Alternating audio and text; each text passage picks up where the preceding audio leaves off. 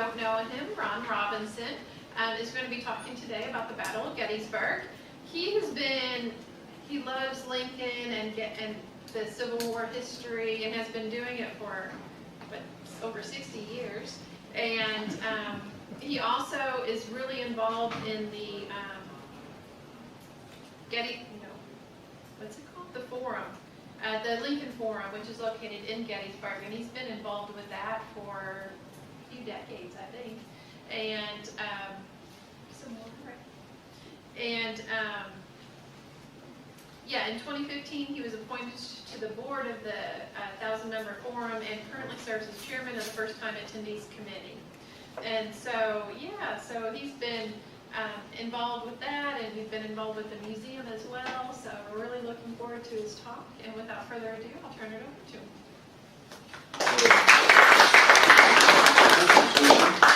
And thank you for telling my age. I was about ready to take Social Security, but I can't say that anymore. Well, it's good to be here, and good to have all of you to take the time this afternoon to come and talk about the Battle of Gettysburg. And part of the reason why we did this day was the 1st, 2nd, and 3rd of July is the 159th anniversary of the Battle of Gettysburg. So next year will be 160 years since this battle was fought. Before we start, I thought I'd ask you all a couple of questions. How many of you have been to Gettysburg, sitting here? Oh my gosh. I've probably done this talk 2 or 3 times, and I've never had that many people who've been there. So many of you will know as much about it as I know. You probably will have seen several of the pictures I'm going to show you. And of course, my interest in it was piqued when I got involved with the Lincoln Forum back in the early 2000s. I had retired and decided that I wanted to do something to reconnect myself with history.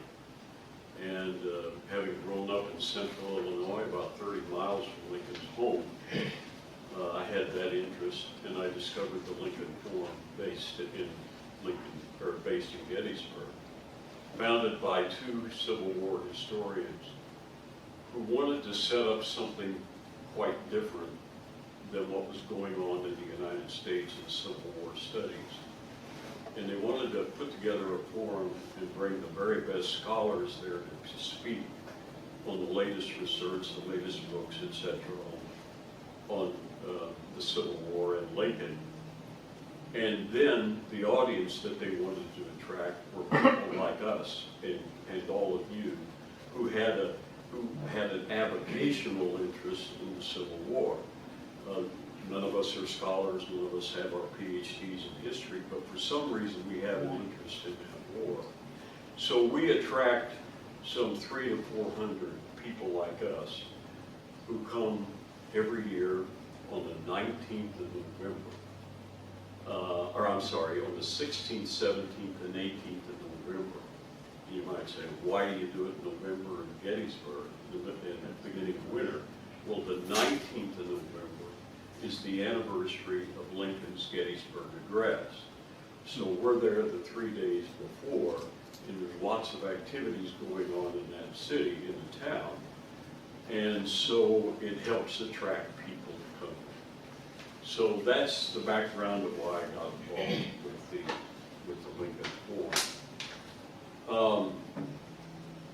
So why talk about Gettysburg? Well, you've been out on the battlefield 15 or 20 times. I've hired guides to guide me around. I've had one of the founders of the Lincoln Forum give me his tour of Gettysburg. So I thought it would be pretty easy to come and talk about it. And I thought what we'd do is divide it into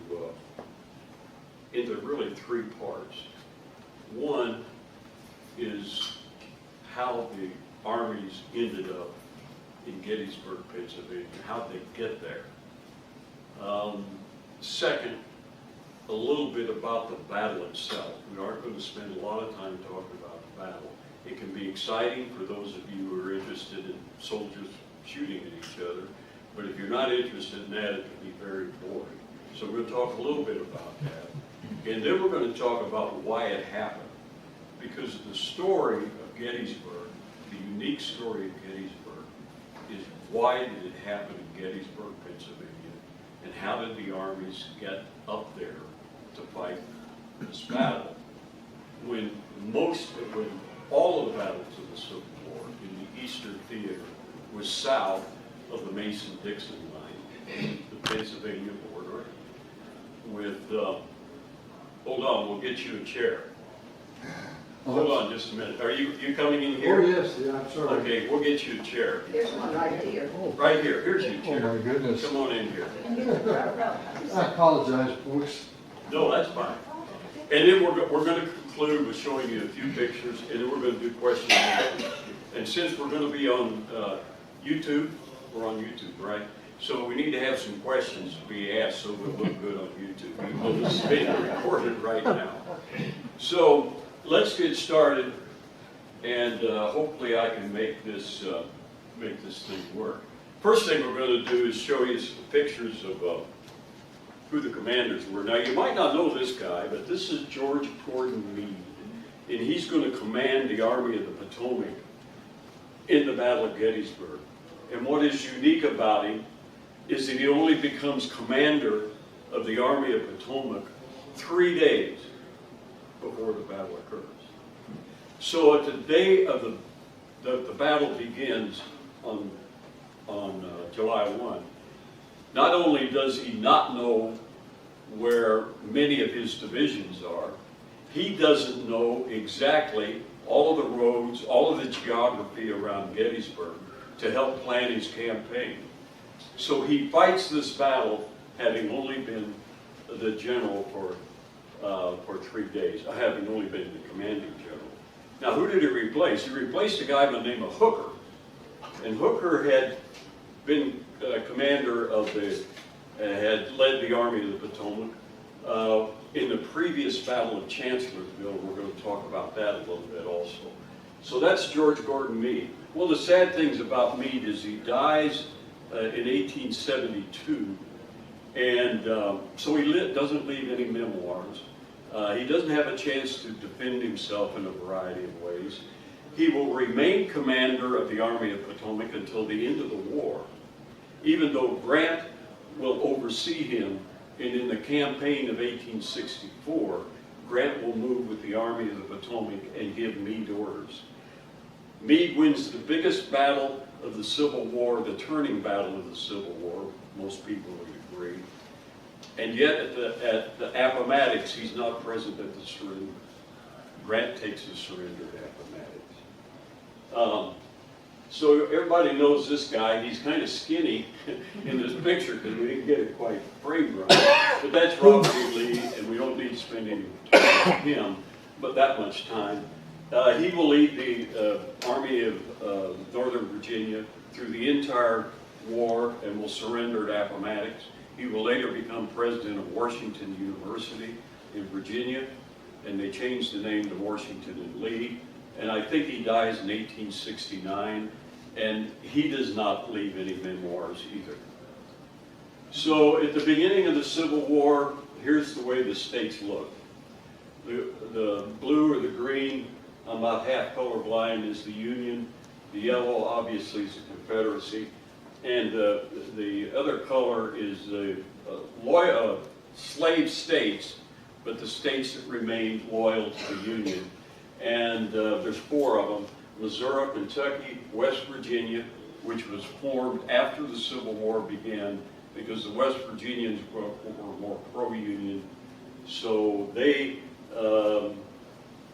was made a state and separated from Virginia during the Civil War.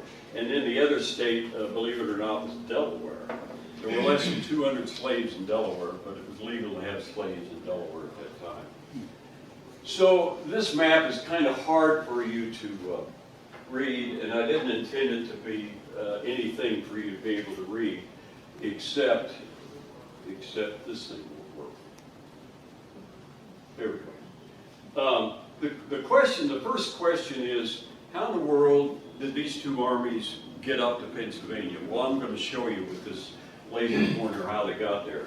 The Battle of Chancellorsville occurs in the first part of June, and that's, you can't see it in this photo, but that's where that battle was fought, and the Confederate forces decimate and beat the Union forces significantly at the Battle of Chancellorsville.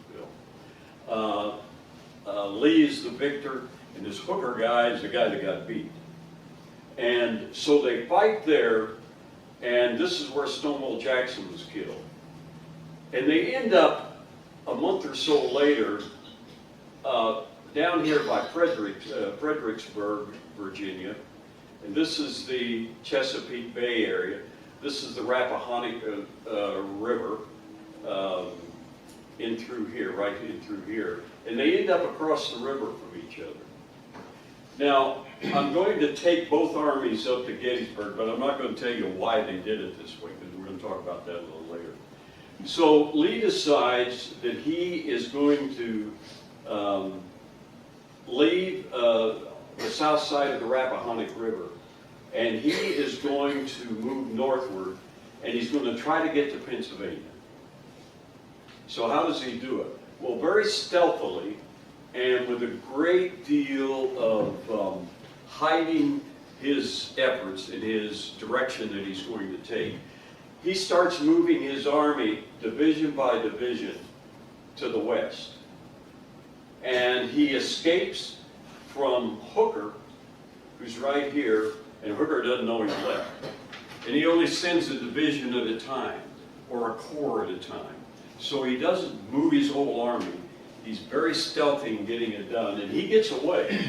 And the Union forces don't discover where he is until he's up in here and up in this general direction. And then they suddenly discover, hey, he's not south of the river anymore. Where'd he go? Well, there's only one place he could go, and that's west. Well, where was he going? Well, to shield himself and to get away from the Union forces, he decided to head to the Blue Ridge Mountains in the Shenandoah Valley. Now, to get there, he goes this direction, and this is the Shenandoah River right in through here. And he gets all of his army on the march, and he protects its right flank with his cavalry. Here's the Shenandoah, here's the Blue Ridge right here, and he's moving northward. Hooker is in the blue. I should have said this. The red is all Confederate, the blue is all Union. Hooker is in the blue, and now he discovers Lee's gone, so he's going to try to find him. All of these movements is Hooker moving north, trying to find Lee and where he's going. These little flash marks here, little red splotches, is where some skirmishes occur. But he's still not sure where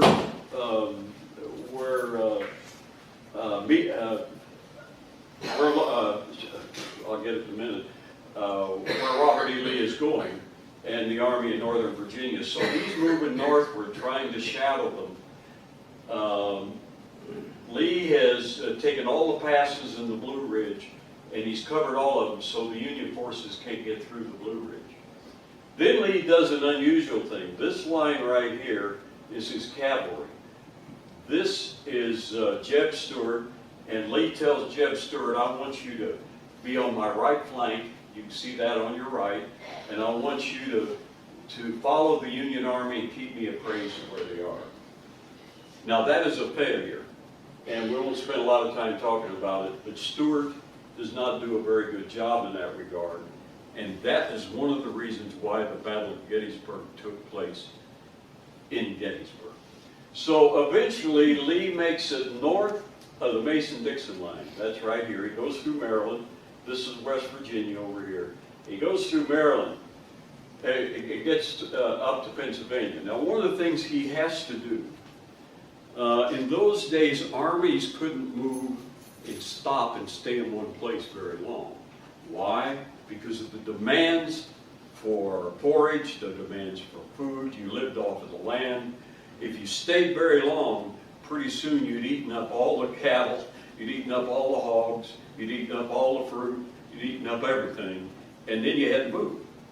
So what Lee does is break up his army, and he has a portion of his army here, he has a portion of his army up here. Up here is Harrisburg. He was hopeful of getting to Harrisburg, and elements of his army did make it up there. But he ends up in a very unusual position. He's up in Gettysburg, he's got his army spread up.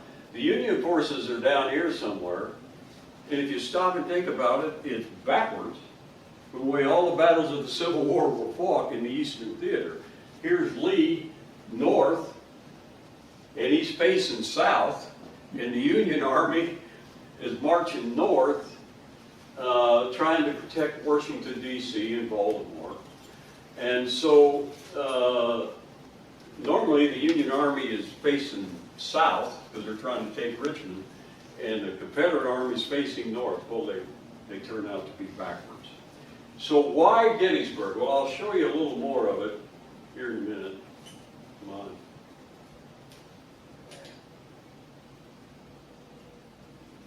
Well, I may have to do it by hand. Anyway, let's go on to the next slide, because I want to... Okay. So now what I've done is zeroed in on the town of Gettysburg. And what you see in that blue line turns out to be a fish hook, so to speak. And that fish hook separates the Union armies from the Confederate armies. The Union Army is to the right in the blue, and the Confederate Army is to the left in red. I'm still going to try to get this thing going. Whether it's the battery, there we go. So here's the town of Gettysburg. And eventually the Union line is this right here. The Union forces are located along here, and the Confederate forces are here. And you can see the distance is roughly a couple of miles. So the Union line is roughly a couple of miles long. It's bent back over here to the right.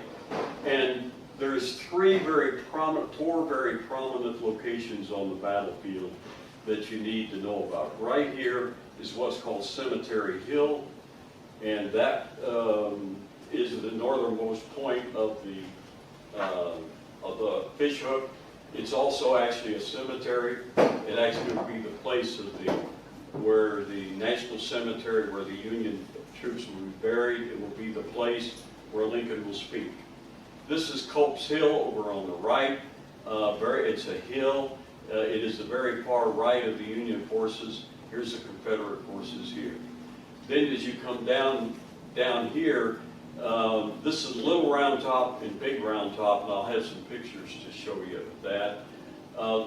The Union line will be known as Cemetery Ridge because of the cemetery, and the Confederate line, which goes around here, will be known as Seminary Ridge because at the time there was a seminary on the west side of Gettysburg, and the Confederate line began right there and went down. So the Seminary Ridge and the Cemetery Ridge, and the distance between the two right here is about a mile. And I'll show you some pictures of that a little bit later. So now, why Gettysburg? Well, the previous slide you saw Lee was way up here, and you saw the Union forces were way down here. So the Union forces finally figure out where Lee is. Lee finally figures out where the Union forces are. And I want you to look at the town of Gettysburg. No less than 9 roads coalesce in the town of Gettysburg. You can see them going this way, this way, this way, this way, this way, this way, this way. And so from the north, Lee brings all of his forces down these roads. The roads down here, the Union forces are brought northward. Baltimore's down here, DC's down here. So they move northward, and they end up taking roads going to Gettysburg. So you end up with the Confederate forces were outlined here and the Union forces here. And then the battle takes place. So what happens?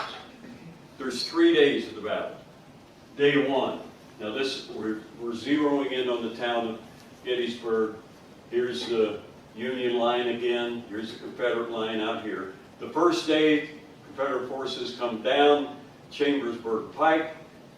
The Union forces are here. They push them out of Gettysburg. There's a fight in the town of Gettysburg. Union forces are forced out. They end up at Culp's Hill, right here. That's the first day, and it's a Confederate victory. The Union forces are routed. The second day is, Robert E. Lee says, well, we're going to attack the Union on its right. Remember, it's your right hand now. And we're going to attack them on Culp's Hill. We're going to try to take Culp's. If we can take Culp's Hill, we're going to get in behind the Union and we'll rout them. So he sends Robert Ewell's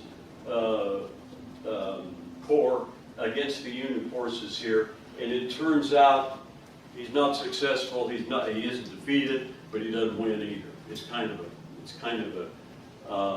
an even. At the end of the day, they're both even. So what's he decide to do? Well, he says, I forced him out of Gettysburg. I tried it over here. So the third day, I'm going to come around here. Well, let me back up. There's another part to the second day. So this is Culp's Hill. Another part of the second day is, over here on the Confederate right, is General Longstreet's First Corps. And he says to Longstreet and you attack over here, Longstreet, you attack over here. And between the two, if we roll up their right flank and their left flank, we will have defeated them significantly. This doesn't turn out very well either. There's a lot of controversy about General James Longstreet and the second day battle. We won't spend a lot of time talking about it. But supposedly he didn't want Lee to fight the battle this way, and he delayed the attack until late in the day, and he should have attacked earlier in the day.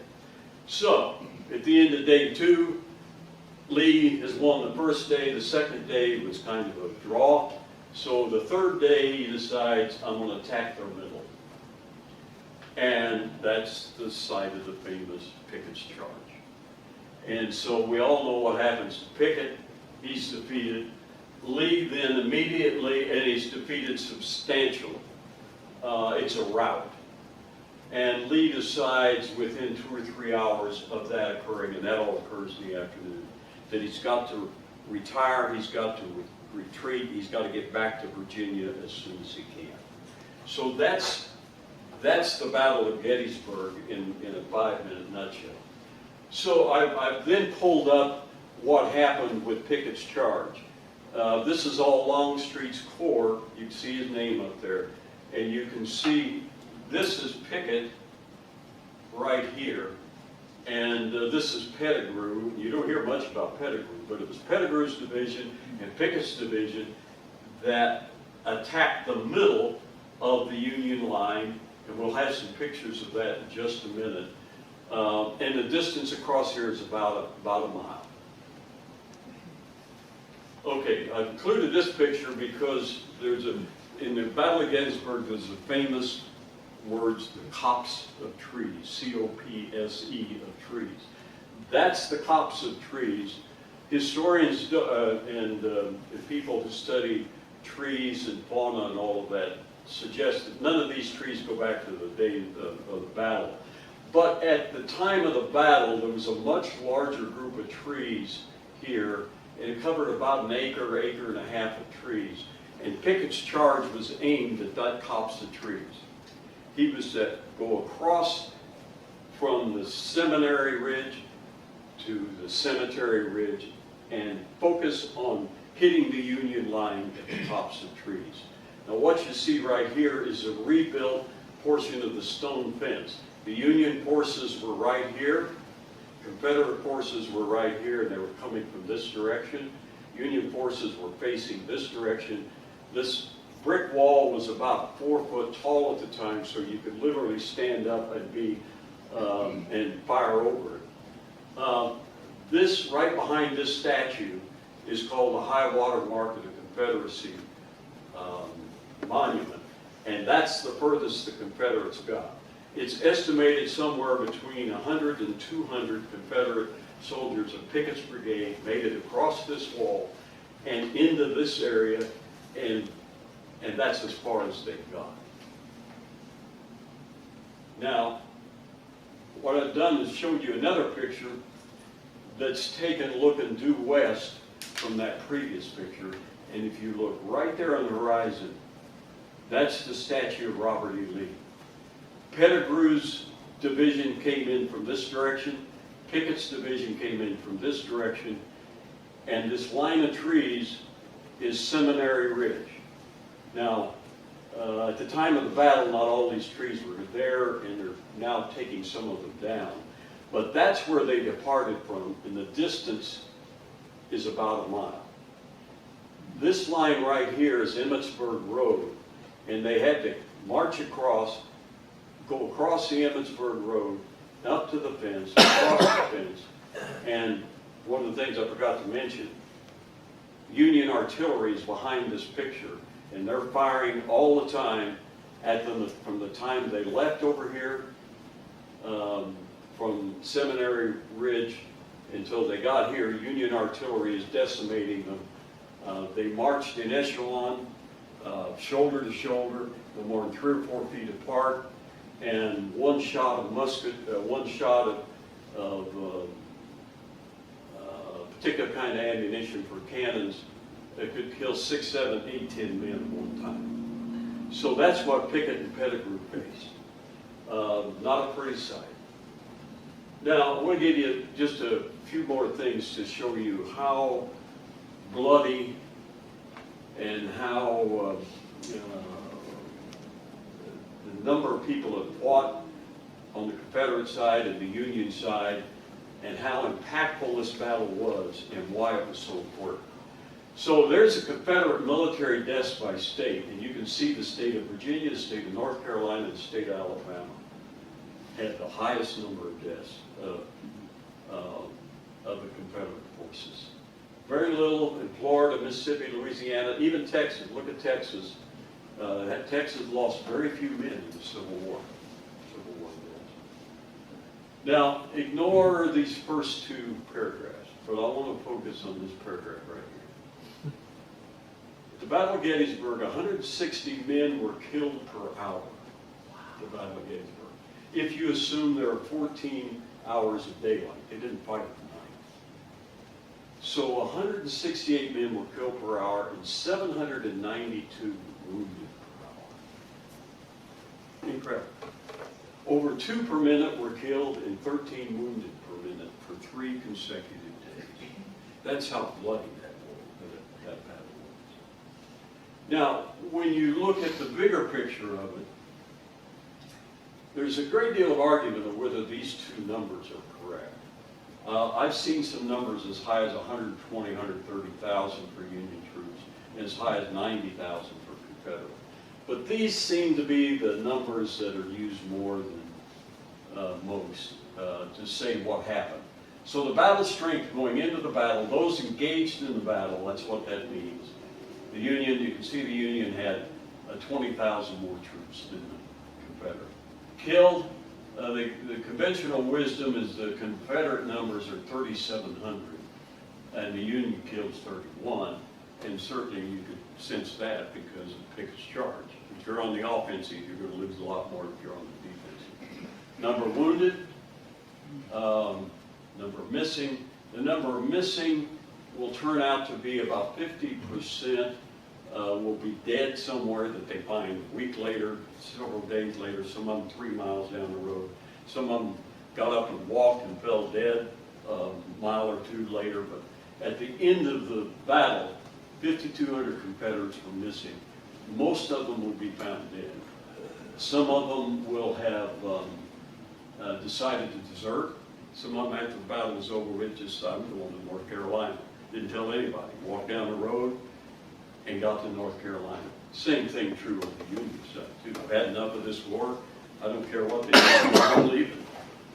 So that's the missing game. And then some of them actually turn up several months later and are not missing anymore. So the total, there's the total, and it adds up to over 50,000 who were killed, wounded, or missing in that battle. The biggest battle of the Civil War. And there's a little sidebar. I've got a book that you might be interested in reading. It's a Monograph book of what happened in Gettysburg. both armies leave, we know that, within a day or two, within 18 hours, Lee is left. And he leaves his wounded that he can't carry with him on the battlefield. The battlefield is still strewn with all the dead, plus hundreds and upwards of thousands of wounded who can't move. And eventually, either they die or they're picked up, what have you. And the story of this book is what happened after the battle and how they collected all of these dead bodies, buried them, and then tried to help all the wounded. But this slide says 620,000 people were killed during the Civil War. There's now historical evidence that suggests that figure could be as high as 720 or 750,000 were killed in the Civil War. The soldiers, also civilians, anybody's death could be attributed to the war is in this number. Now here's World War II, same classified in the same way of killed as 405,000. By the way, did you know that in the Second World War, civilians killed was over 60 million in the Second World War? Do you know how many civilians were killed in the United States as the result of Japanese or German action against the United States on the shores of the United States? 2, I think. 6. I'm sick. And it was a family in Oregon who went up in the mountains and found this weird looking thing on the ground. And the Japanese had launched a bunch of balloons with bombs attached. Came over and landed, and they got to playing with it and exploded and killed all 6 of them. But, sorry about that sidebar. But anyway, the point is, look at the Civil Wars compared to the rest of the wars that we've been in. And there's comparing the major battles. And look how Gettysburg stands out. Chickamauga, which occurred in fall of '63, is next. Spotsylvania is part of Grant's campaign in '64. The Wilderness is part of Grant's campaign in '64. All of these, well, these two is Grant's efforts to, defeat Robert E. Lee in 1864. Chancellorsville is the one that occurred before Gettysburg. Shiloh was Grant's out west, and Antietam was a battle that occurred in Maryland, not very far from Gettysburg, and then Vicksburg. Okay.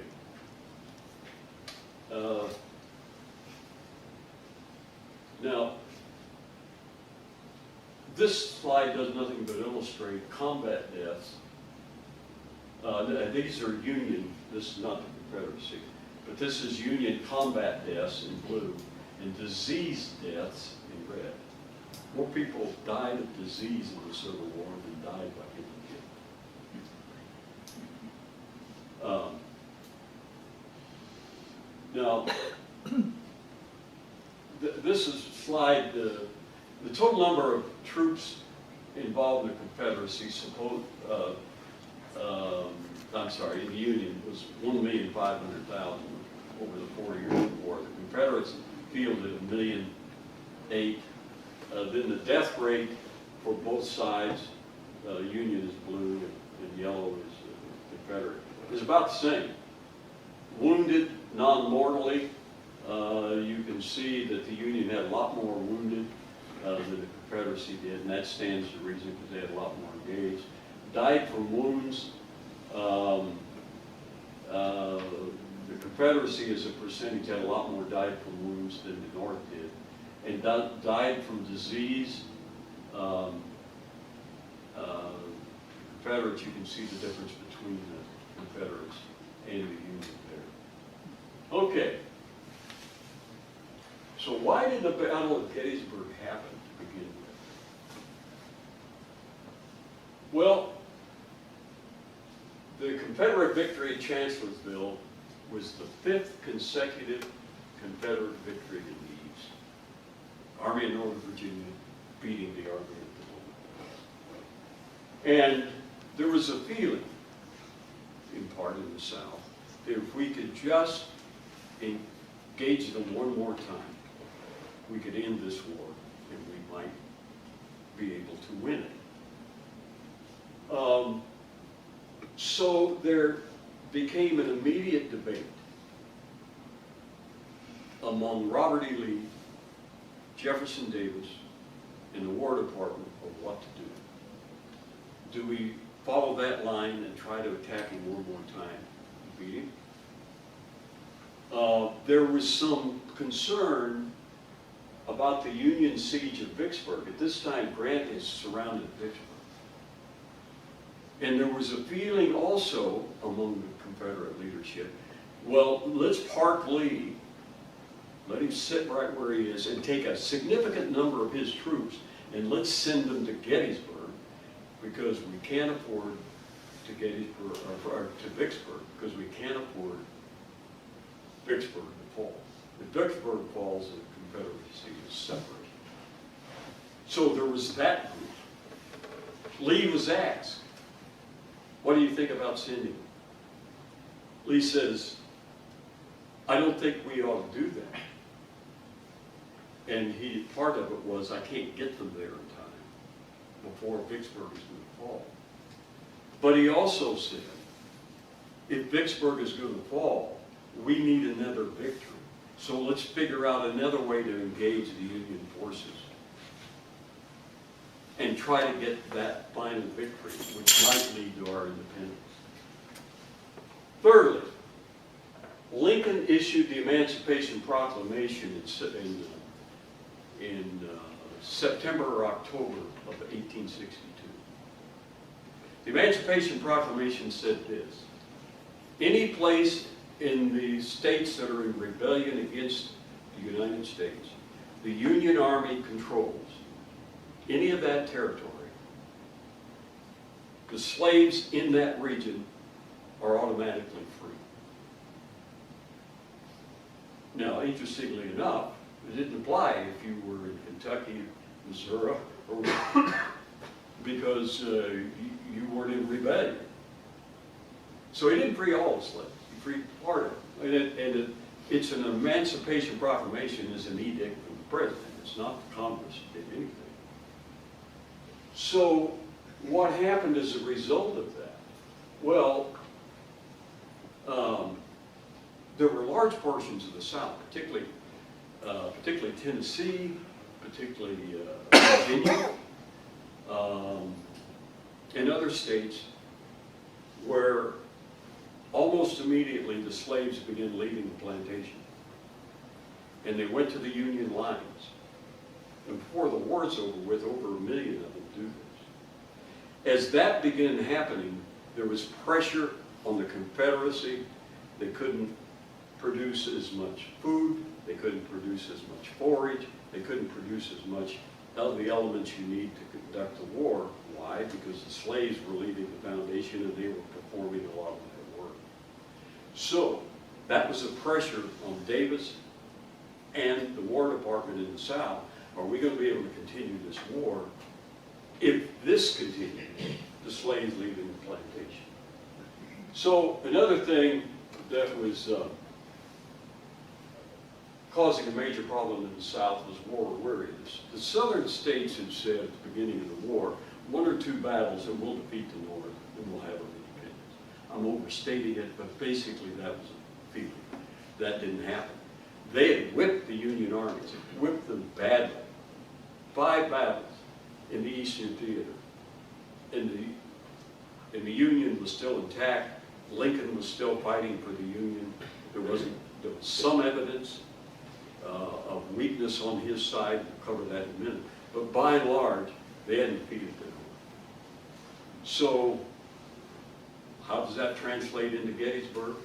Well, we're going to have to try to do something on the battlefield to make this happen one more time.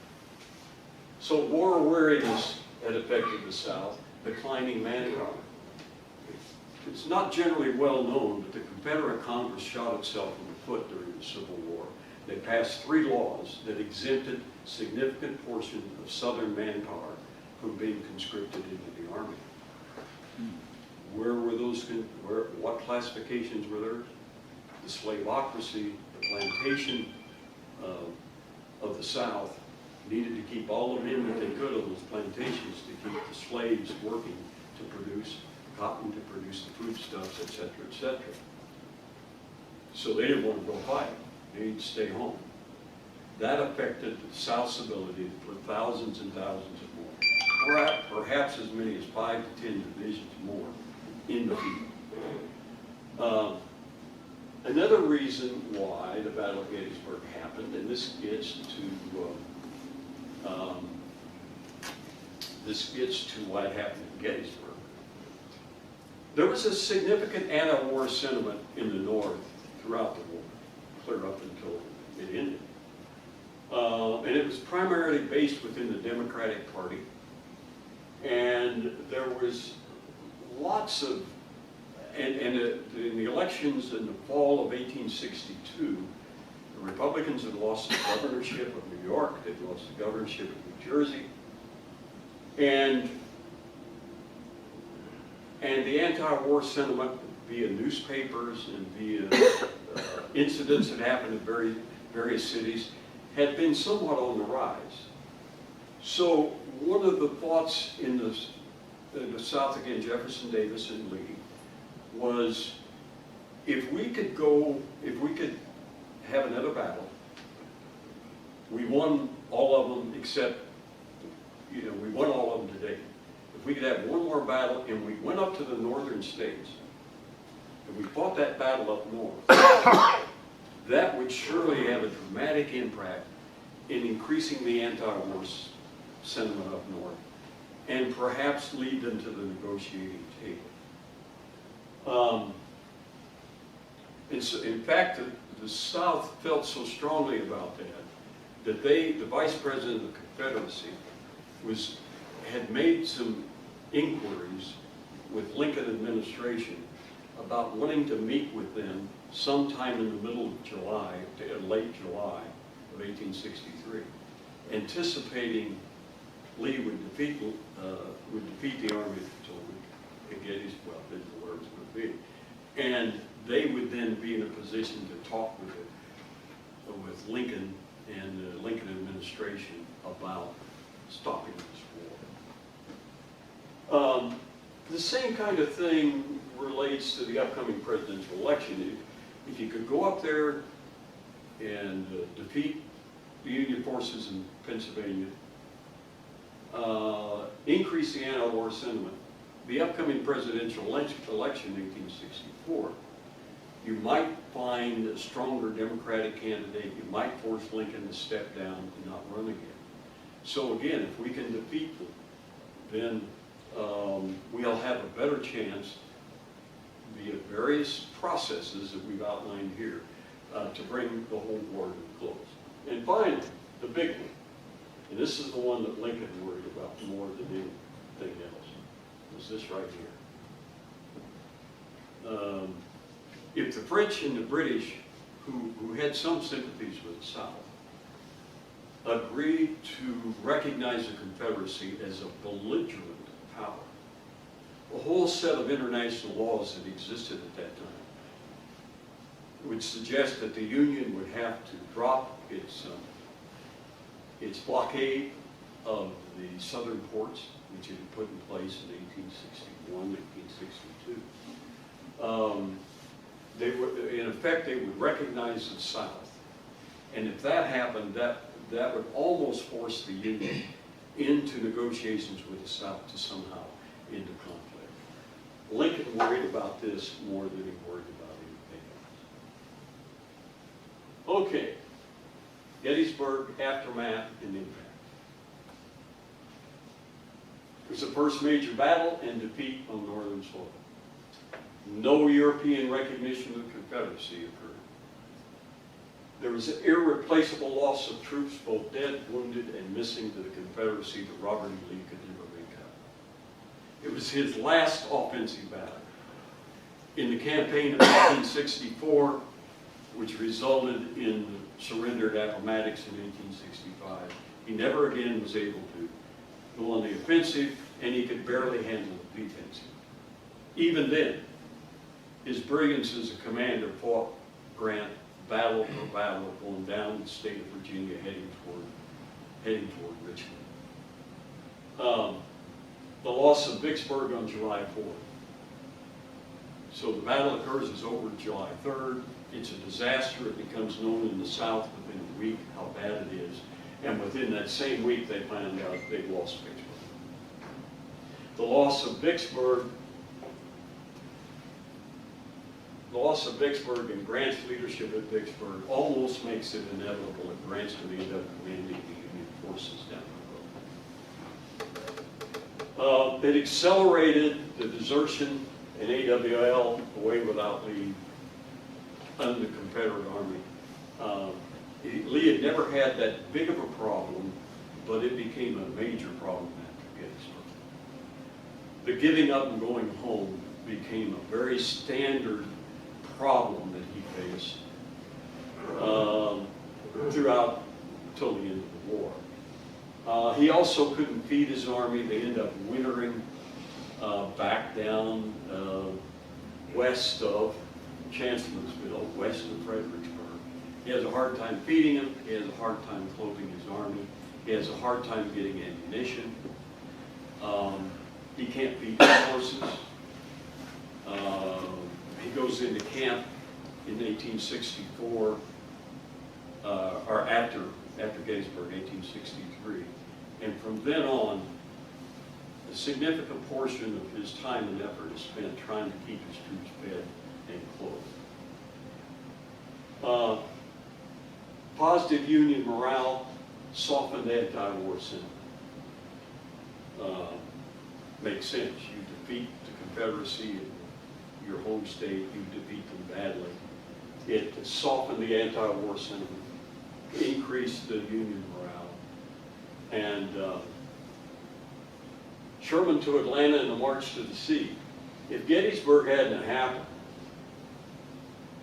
it's conceivable that Sherman's march might not have happened. But when Grant got control of the Union armies in the spring of 1864, he had Sherman decide he was going to go for Atlanta. Sherman's based in Chattanooga, and he's going to take Atlanta. And ultimately, after he takes Atlanta, then what does he do? He suggests we march to the sea, and that's what he did. But the weakness of the South, the derivative of what happened at Gettysburg, made them so weak that they couldn't handle Sherman in his army and Grant in his army. The re-election of Lincoln. Lincoln never waived one iota during the entire Civil War. He was not going to surrender. He was not going to negotiate. He was going to return the Union to what it was before the war. And he figured out that one of the best ways to do that was to free the slaves. He not only was anti-slavery, he was that, but he was smart enough to figure out if we can take the slaves away from the South, they can't survive because they're providing the foundation for the South to exist on the plantations, etc. So Lincoln's re-election meant he wasn't going to negotiate. There were two or three attempts for the South to meet with the North and find a way to end the war. And Lincoln would agree, as long as you give up your opposition and back into the Union, we'll leave the war. And then the promotion of Grant to command the Union Army was become inevitable for the most part after Vicksburg. He goes on to command the Union Army at Chattanooga, and he has a success there. He defeats the Confederate Army at Chattanooga. And then after that, Lincoln brings him to Washington and says, I'm going to give you command of all the Union forces. And that's when he decides how he's going to fight the Lee. So we're going to conclude with 2 or 3 pictures. This picture is you've probably seen this picture. This is a picture at Gettysburg when Lincoln did the Gettysburg Address. And about 100 years after the war's over, they find this picture in the National Archives. And the lady historian, whose name escapes me, she was an expert on Civil War photographs. One day she found this photograph, enlarged it, and there's Brother Lincoln sitting right there. And they've identified a whole bunch of these people, members of his cabinet. This was his bodyguard. He was from Illinois. And I won't bore you with all the details, but that's it. There's about 6 or 7 photographs taken in Gettysburg at the Lincoln address. And there's evidence that a lot more were taken, but they've disappeared. So this is the only one that shows Lincoln. Now, most of you have seen this photograph too. This is a very famous photograph. It's the dead rebel sharpshooter in the Devil's Den at Gettysburg. A bunch of boulders, and we'll see a little picture of it a little later. This, come to find out, this fellow, there's another photograph. This fellow's in it. And the photographer, who was Alexander Gardner, moved the body of this rock and drug it over here and laid it down. And when you blow it up, you can see his knapsack, you can see his hands, you can see a whole variety of things that goes in it. And takes a photograph because it's a lot more impressive rather than you laying out on the ground next to it. Now, in the last 3 months, there's been an article appeared that they've done some research. It's a fascinating article, and they think they figured out who this guy was. It's been one of the Civil War magazines. Fascinating. Now, if you go to Gettysburg today, this building still exists, and this is the gateway to the cemetery of Cemetery Ridge, which becomes the National Cemetery. They just buy some land next to it, to the city. This is the city cemetery behind here. And over in here is the land that they eventually buy. The city of Gettysburg is over here. You're looking due west. The Baltimore Pike is right here. And what's fascinating about this photograph is what you see right here. This photograph was taken within days of the end of the battle.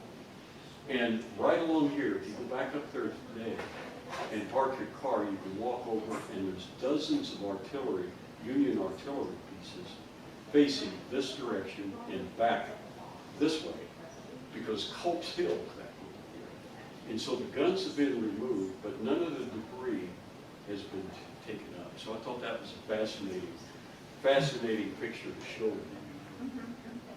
Now, this one is another fascinating picture, and it's taken from Little Round Top I mentioned. And this guy here is General Governor Warren, kind of an unusual first name.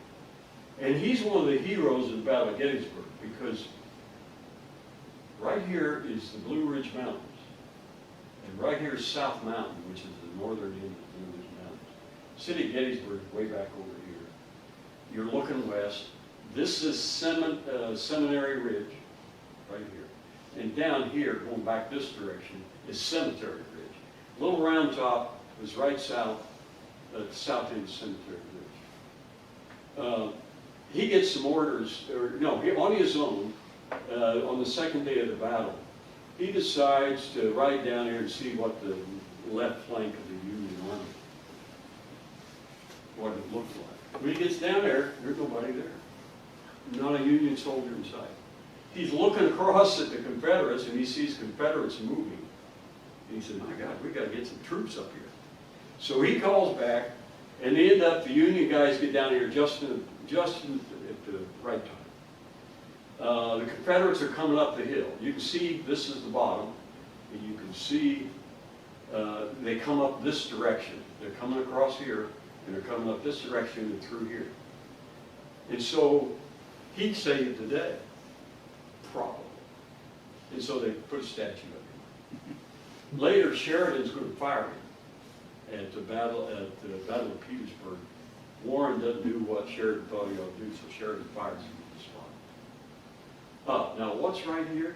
Remember that Confederate soldier that I showed you, laying up against a rock? Now it's down in here somewhere. This is called the something of death. I forgot the first word. But anyway, there was incredible fighting that occurred among these rocks, and that's where that sharpshooter was found.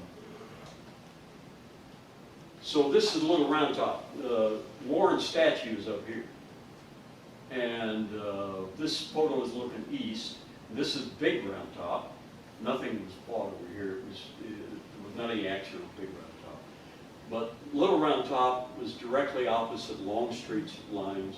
And Longstreet was coming this direction to try to take little round top, roll up the Union left flank, and head on toward Cemetery Hill and wrap up the defeat of the Union forces. Now, if you look real close, there's a guy standing right there, and there's a wagon right there. I think that wagon is a photographer's wagon. And this is probably a fellow associated with Gardner, the photographer, who went back over here and took a picture. So that little round top isn't really that high, but when you take the tourist, right up here at the top's Warren statue, and then there's overlooks up here that's really, you can see the entire battlefield. Now, on September the 9th, or on November the 19th is the Remembrance Day, and they have a big parade in Gettysburg. And you will find people by the hundreds dressed in uniforms. And they're either in the parade, or they're along the parade, or they're out on the battlefield. And you have societies of generals. There's the Union Society of Generals, and you have all these men who spend thousands of dollars to make them up a uniform, and they try to look like, this guy looks like General Grant. Now, he was never at Gettysburg. Anyway, and here's General Lee. Now, I guess this is Lee's wife, I don't know, but anyway, and we're there the 16th, 17th, and 18th. But if you go downtown on any of those days, you'll see them in restaurants eating, having lunch, dressed in their Union Confederate dresses. And then the big parade always is attended by thousands of people. Well, here's an interesting photo. What's it have to do with Gettysburg? We all know that guy. Yeah, we know him. Do you know who the other guy is? The British guy. Yeah. Montgomery. Yes, you got him.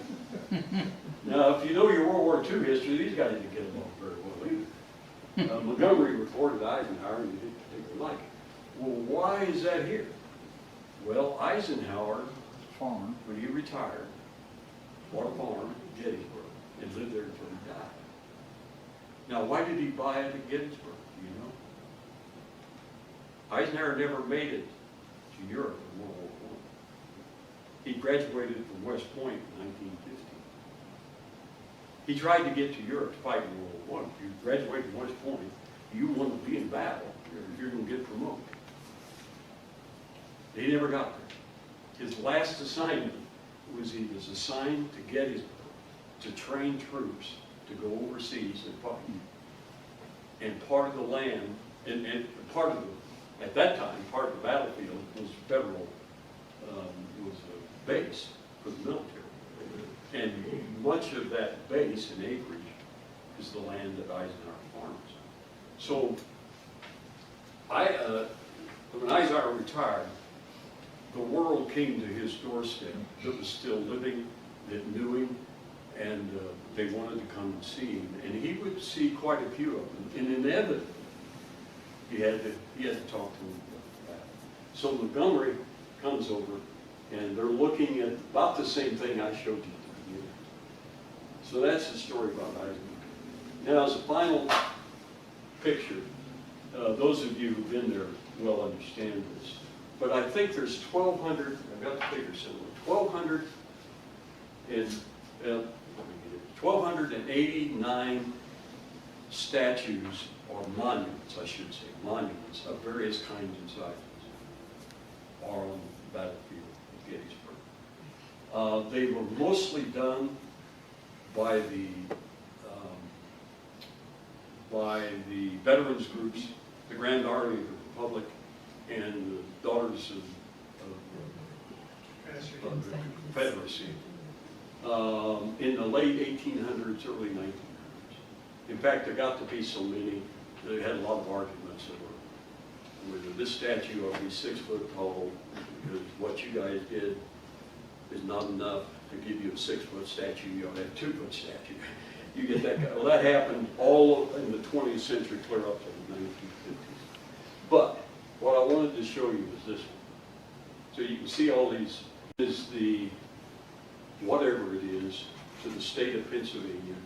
And every soldier that fought for the Army of the Potomac in Battle of Gettysburg has their name inscribed all the way around this.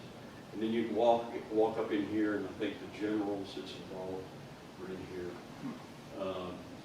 Plaques commemorating them. But that gives you some idea of all the monuments in Gettysburg. Where this guy is walking, if you turn and went this direction, you would see the copse of trees. This road here runs along Seminary Ridge. Actually, Cemetery Ridge is right back here. And this road kind of parallels. So, that's the story of Gettysburg. Question? Have you ever read Little Mac's papers? No, I read some, but no. Okay, well, the reason why I'm asking is I've read one of the books that's supposed to be Little Mac's papers. And in there's one letter he wrote to the governor of Pennsylvania when the South was going north, and he was begging the governor of Pennsylvania to call up the militia to defend Gettysburg. It was key to him to protect Washington, because his vision was the South would go to Gettysburg and then swing south to get Washington. So to me, based upon Little Mac's papers, they knew Gettysburg's importance long before the battle, relatively speaking. Well, I think when they began, when Northern leadership, military leadership, political leadership began thinking about Pennsylvania's where Lee was headed, was when he got into the Shenandoah Valley. The only way you get out of it is come out the northern end, or get out at Harper's Ferry, or go through the passes. And Lee had, pick a number, 70,000, 80,000, 90,000. You can't hardly take it through the passes. Couldn't that work. He didn't turn east at Harper's Ferry, where the Shenandoah River and the Potomac River meet. He kept going. Once he got north, and he got on the east side of the Potomac River, because you cross the Potomac River at Harper's Ferry, there's only one place to go. You're going to come out in Pennsylvania. When that all happened, the governor of Pennsylvania, that many people involved suggested we've got to get to Pennsylvania to head him on. And to a certain extent, and I think it really did happen this way. Mead gets all kinds of advice. He didn't know where his troops are. But one thing that he gets drilled into him is Lee is in Pennsylvania. If you're going to fight him, you got to go toward him. And the combination of spreading out the Confederate forces and the roads that went north, they all met at Gettysburg. And Gettysburg is one of the first battles in U.S. military history where it occurred in a town. You fought all your way through town. Now, it happened in the War of 1812 a little bit also when they took Washington. But anyway, it was an urban fight. And surprisingly, there was only one civilian killed. It was a lady. I can't think of her name, but something way. Yeah. I have two questions for you. You just made a statement about how there's statues in Gettysburg, and with today's society wanting to take down all the Southern statues, have they had a problem and people protesting the fact that there's Confederate statues still erected on the battle site? Excellent question. All of the battlefields now are controlled by the National Park Service. So they have been the ones that deal with this issue. So far, things are going to remain like that. And the argument is the interpretation, the interpretive aspect of it. That the best way you can explain the battle is to look at the plaques, to look at the statues, and that sort of thing. Now, what is changing some is some of the interpretive stuff, what's been written. That's been proven to be inadequate. Remember, for all, well, Union and Confederate, they would break a proposal to the Park Service, we'll put a statue up, it'll be a so-and-so. Here's what we want to write underneath it. By and large, that was accepted. Well, as you might imagine, the Union's going to make their guy look good. Confederacy's going to make their guy look good. The biggest one at Gettysburg that I don't know how it's going to come out is the one with Lee. That statue, those of you who have been there, is just incredibly impressive. And by the way, we do a tour of the battlefield every year up there. And we stop the bus, the Lee statue. And everybody that wants to can walk Pickett's charge all the way over to the copse of trees. And so, if people who haven't been to Gettysburg before, haven't seen that statue, it's just in the wall. And I think it's the Daughters of the Confederacy did that. It was after the turn of the century. Longstreet never had a statue until about 10 years ago in the government. My second question is. But let me back up, let me Okay. make one more sentence. I do think that there is probably good reason for some of the stuff to be taken down because it is so bad that it is not interpretive at all. It's just reflective of something in 1865. Now, I wouldn't say that wholesale by any means, but I do think some of it is overdone. My next question, being a videographer and a photographer, and one of the best documentaries ever shot was by Ken Burns, and you were part of that society. Have you ever got to meet Ken Burns? No. No, he was supposed to come to one of our meetings 3 or 4 years ago. Something happened. He has spoken there, and so I didn't show it. But no, I haven't got it. Another aspect of the Civil War which makes it so fascinating is it's the first war of the United States that's ever photographed. There are several pictures of the war with Mexico taken in South Texas, but they're nondescript. This war was heavily documented. The Brady collection at one time was estimated to be 600,000. Now, it never made, no, I'm sorry. The total number of photographs estimated taken in the Civil War is 600,000. The overwhelming majority is portraits. Photographers follow the Armies and said, okay, take a picture, send it to your wife. Now, there's been a very large body of field photographs, and those are probably the most fascinating because you can interpret a lot of Civil War activity based on those photographs. In the first battle where they took photographs of the dead, and it had such a dramatic impact, particularly on the North, because the photographs never made it to the South, it was the Battle of Antietam. The photographs of the death of the Battle of Antietam was just horrific. So much so that Burns didn't include a lot of them. And then the photographs at Gettysburg, there's dozens of photographs of the dead in the field. Gardner, who was Brady's assistant at one time, gets to Gettysburg within 24 hours. He gets to Gettysburg the evening of July 4th. So he's shooting dead bodies that's less than 48 hours. And fortunately, he identifies a bunch of them. But over time, their location is lost. Now, if you want to read something fascinating about Gettysburg, there's an author by the name of Crossan Hill, who in 1970s took all the photographs taken at the time of the Battle of Gettysburg and decided to find the exact location on the battlefield where those pictures were taken, which is a then and now kind of thing. And he was very successful for most of them. And it's called the Pictorial Images of War, something. If you get a chance to look at those, it's fascinating to read. And there were several of them that he couldn't identify. He's still living. He was a photo analyst in the Vietnam War. That's what sparked his interest in interpreting photographs. And he did one on Grant's campaign in the 1864 campaign. Yeah.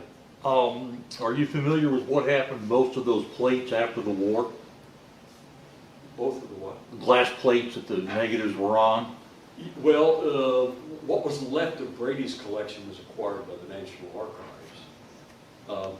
But other than that. Okay. Right after the war, about the first 4 or 5 years after the war, very few people had any interest in the Civil War. That, you know, this was a horrible thing, we want to forget it, blow it off. So those negative, thousands of them, several 100,000 of them, are known to have been recycled, the salt, the chemicals on them washed off, or they were sold to make like greenhouse roofs. Now, I had heard that story. Yeah, thousands of became greenhouse roofs with Wow. the plates, you know, the images still on them. And of course, and under the sun, they faded. But that was the fate of far more of them than those that have survived. And there were a couple of the, I can't pronounce it, Ostendorf family, or Ordendorf family. There was a couple of families, quite wealthy families in the 1920s, 1930s, set out to collect all the images of Lincoln and anything related to that. And they were very prominent in trying to make sure things were safe. They're still showing up. I get 2 Civil War magazines, well, actually I get 3. One's called Military Images. And in almost every issue, there's a new photograph, and a new glass plate they found. Yeah. Now, for those of you who don't know, the way you took a photograph, well, for the most part in the Civil War, is you had a glass plate, and you had a certain amount of chemicals, and you got inside this wagon, dark wagon, so there's no light, and you put these chemicals on this real clean sheet of glass. And then while you're inside the photographer's wagon, in the dark, you put that glass plate in this big, huge can. It was about this wide, about that tall, about that deep, and you stuck it in it. And then you took your camera on its tripod, went out to the field, wherever the dead body was, you set up the tripod, focused on the dead body, and then you pulled the cover of the lens. And that would then develop that glass plate inside the camera. And at the beginning of the war, you had to sit still for a minute or 2, 3, 4, couldn't move. You moved in a hurry. By the end of the war, they'd improved it enough that you darn near do it with action, not quite. And so that was Brady's photographs. And then I don't think you could make copies of the glass plate, could you? No, you couldn't copy the plate, but you could make as many prints as you wanted. Yeah, okay, you could make prints off of it? Yeah, that's Okay, where, yeah, that's where yes. your prints Okay, come and that's how from. Brady made his money. Yeah. He'd take the plate. And, but anyway, Brady ended up dying without any money at all. He was completely broke. And he wasn't really highly regarded. So fascinating. Before we break up, I brought some, here's a couple of things that you might know. Let me throw up one more slide.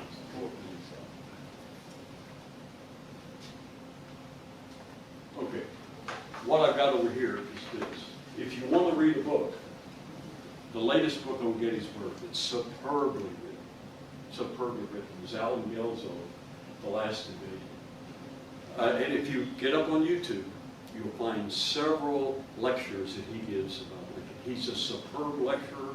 He is just, it's the best book that I've ever written. And it was written in about 6, 7, 8 years ago.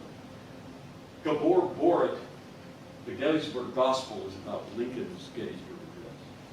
Gabor Boric was head of the Lincoln Studies program at Gettysburg College in Gettysburg, Pennsylvania. He's still living, very nice guy. James McPherson is a Pulitzer Prize winning author. Battle Cry of Freedom he wrote. They got the Pulitzer Prize for. He also has done a book called Walk of Gettysburg, and it's kind of eerie. It kind of, and he wants you to take it with you when you walk the battlefield. And go to page 14 when you're at spot 14. He's going to tell you what happened. Fascinating stuff.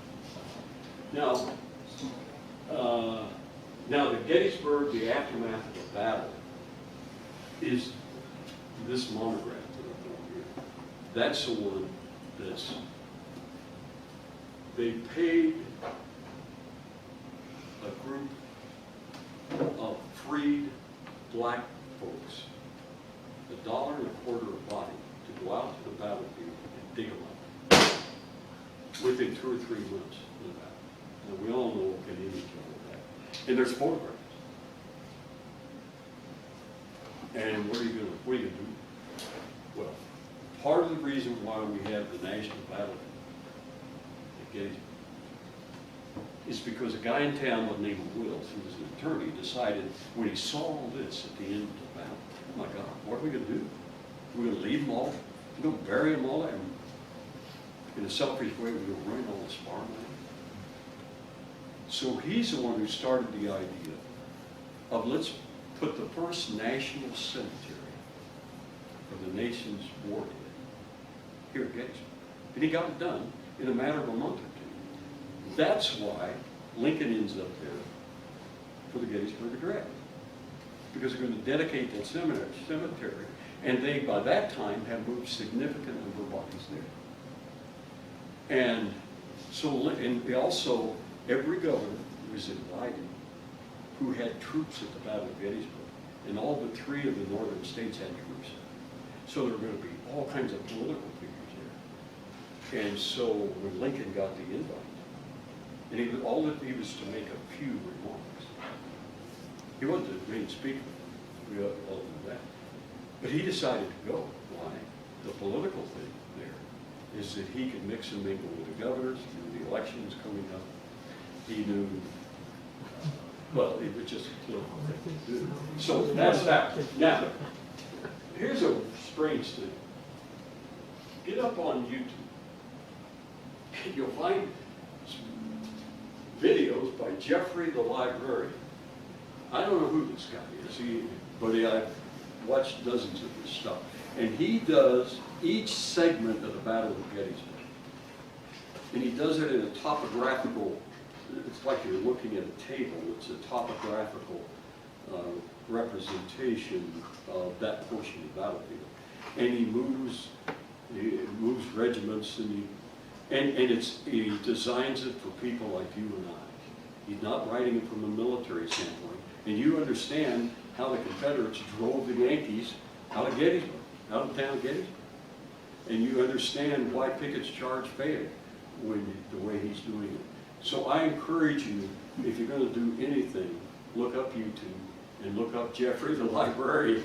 And so, now the rest of the stuff here is just, I'll quit with this. This lady, Caroline Janney, is at the University of Virginia. She's written a book that has won the highest prize, the Lincoln Prize, from the one of the big, it's a Gelder Layman organization which focuses on Civil War stuff. She's from the University of Virginia, and she found a niche in the Civil War that hasn't been discussed that much, odds and ends about it. And the niche is, what happened to Robert E. Lee's soldiers after they surrendered at Gettysburg, or they surrendered at and they were paroled. And they were the first bunch. And then Johnson's bunch surrendered to Sherman. They got paroled. What happened to them? They were told as terms of their parole they were to go back to their home. Well, this book is about what happened and how all of that fell apart. And how Grant exercised significant leadership to make sure that the terms of the surrender of the Confederate soldiers were carried out by Northern Dakotas. It got so bad that the city of Baltimore said, any Confederate, any person from the city of Baltimore who served in the Confederacy can't come back home. We're going to arrest you, and we're going to take you to the border. You aren't going to live in Baltimore. This happened all over, and there's even evidence in here. This is superbly annotated. There's evidence in here that large segment in North Carolina, the state of the Confederacy, there were many communities who didn't want their Civil War veterans back, and they were supposedly on the same side. Why? Because the South was nearly destitute. It couldn't feed, in part, couldn't feed its own population. And so they didn't want 100 more soldiers in this little town because they wouldn't eat. So this is a great book to read, and she calls it Ends of War, which is kind of strange. But it covers both the North and the South. And finally, Lee gets a hold of Grants and says, they get all confused over parole, a declaration of amnesty, a pardon, taking the oath of allegiance. That gets all mixed up in it. And none of this has really been reported in one book until this came out. This came out about a year ago. You must read this book. Thank you very much. Appreciate it.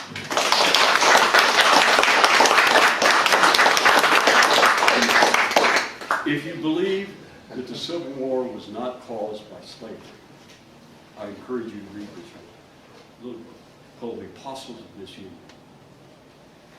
7 states initially left the Union. There were 12, or 11 that Confederate states, and 4 of them didn't leave. Actually, 5 didn't, because Tennessee and, well, anyway, there's a bunch of them didn't leave. But they were slave states. The Confederate government sent teams out to all of those states to talk to those governors, to talk with the legislature, to talk with the newspapers about why these 7 states had left the Union. 90% of all this talks about slavery, and they're defending slavery. So this is the voices of the South telling their fellow compatriots in the states that had withdrawn from the Union, here's the reason we're fighting. All of this was written, this book came out about 10, 15 years ago. Most of the material had been out there, it just hadn't been collected. So anyway, thank you. Appreciate it. Wonderful program. Thank you very much. Next month's speaker is going to be Robert Bostwick. He's a veteran from Afghanistan, and he's going to be talking about his experiences over there. And we also have, not this Saturday, but next Saturday night, we're showing the movie The Good, the Bald, and the Elderly. So something a little bit different. So thank you all for coming. Okay.